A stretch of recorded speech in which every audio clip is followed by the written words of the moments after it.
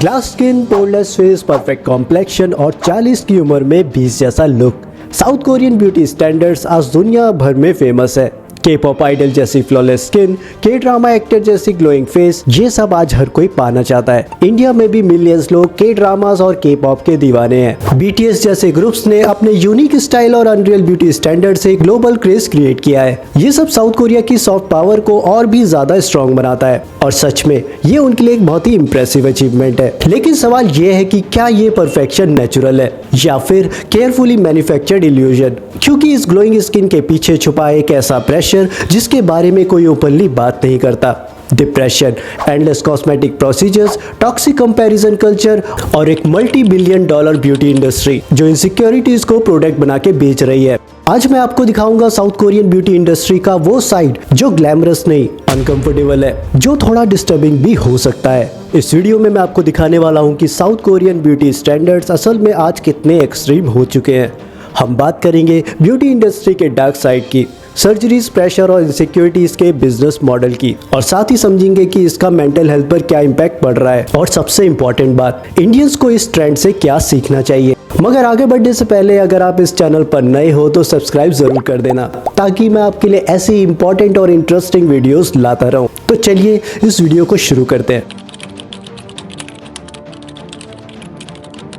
सबसे पहले समझते हैं कि साउथ कोरिया में ब्यूटी ऑब्सेशन कितना एक्सट्रीम है। साउथ कोरिया को अक्सर plastic surgery capital of the world भी कहा जाता है। हर साल 10 लाख कॉस्मेटिक प्रोसीजर्स होते हैं, जबकि वहाँ की पॉपुलेशन है सिर्फ 5.1 करोड़। मतलब हर साल 50 लोगों में से 1% वहाँ कॉस्मेटिक प्रोसीजर करवाता है।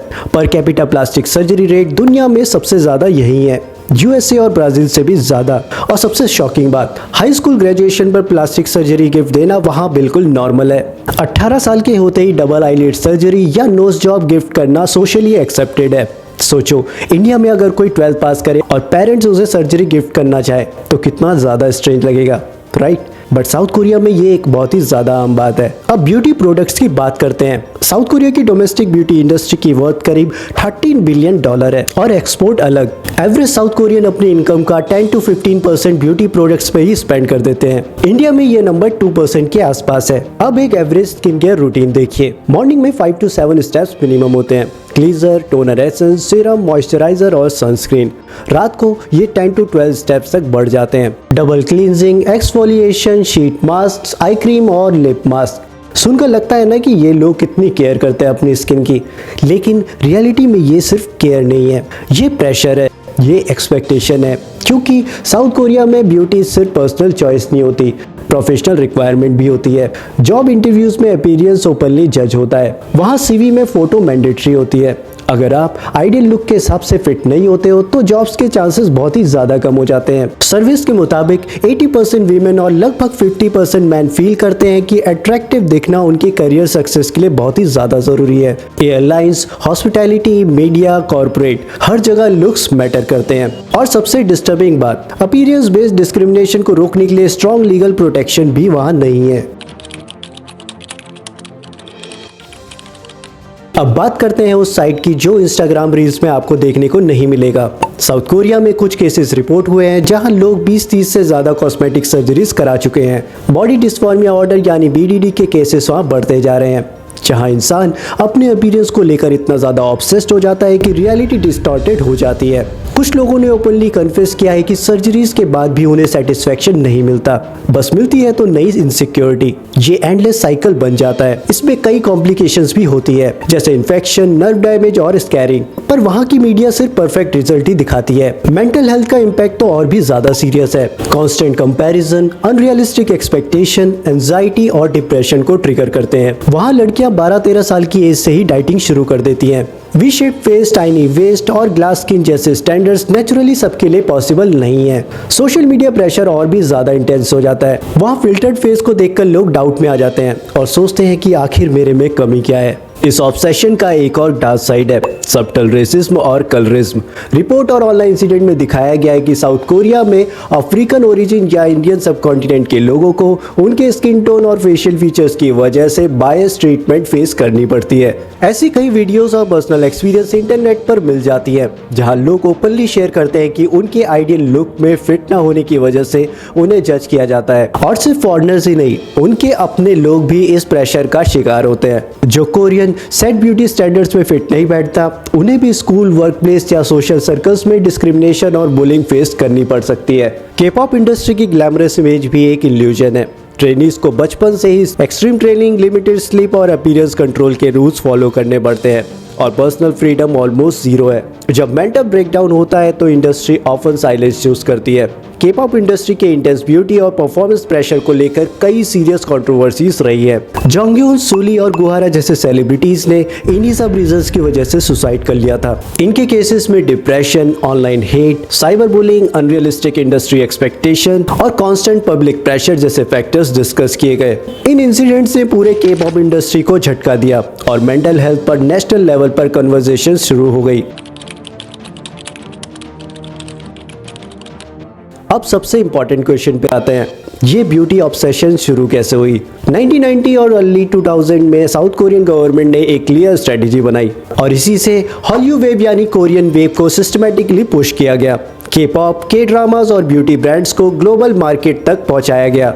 आज BTS जैसे ग्रुप्स दुनिया भर में पॉपुलर है। कोरियन स्किन केयर एक वर्ल्ड वाइड ट्रेंड बन चुका है। ये अचीवमेंट इंप्रेसिव है, इसमें कोई डाउट नहीं है। लेकिन सवाल ये है कि इस सक्सेस की फाउंडेशन क्या थी? एक carefully design beauty deal, fair skin, छोटा सा face, double eyelids, sharp nose bridge, slim body with specific proportions. ऐसा कॉम्बिनेशन नेचुरली बहुत कम लोगों में होता है। तो जब आइडियल इतना रेयर हो तो बाकी लोग क्या करें? उन्हें सॉल्यूशन दिया गया, प्रोडक्ट्स खरीदो, ट्रीटमेंट्स लो और प्रोसीजर्स कराओ। ये सब एक सिंपल बिजनेस फॉर्मूला है। पहले लोगों को फील कराओ कि उनमें कुछ कमी है, फिर उन्हें फिक्स करने के प्रोडक्ट्स बेचो। मीडिया, इन्फ्लुएंसर्स, एडवर्टाइजमेंट्स, सब जगह बस एक ही मैसेज रिपीट होता रहा, परफेक्ट बनो। और जब पूरी सोसाइटी एक ही रेस में दौड़ने लगे तो जो उस रेस में शामिल नहीं होता उसे ऑटोमेटिकली लगने लगता है कि वो पीछे रहने वाला है। लेकिन पिक्चर कंप्लीटली डार्क भी नहीं है। वहाँ वीमेंस ने एस्केप द कॉन्सेप्ट जैसे मूवमेंट्स स्टार्ट किए हैं जहां वो ओपनली मेकअप प्रेशर को रिजेक्ट कर रही हैं, अनरियलिस्टिक ब्यूटी स्टैंडर्ड्स को चैलेंज कर रही है और सोशल मीडिया पर डिक्लेयर कर रही है कि उनकी वैल्यूज सिर्फ उनके लुक से डिफाइन नहीं होगी।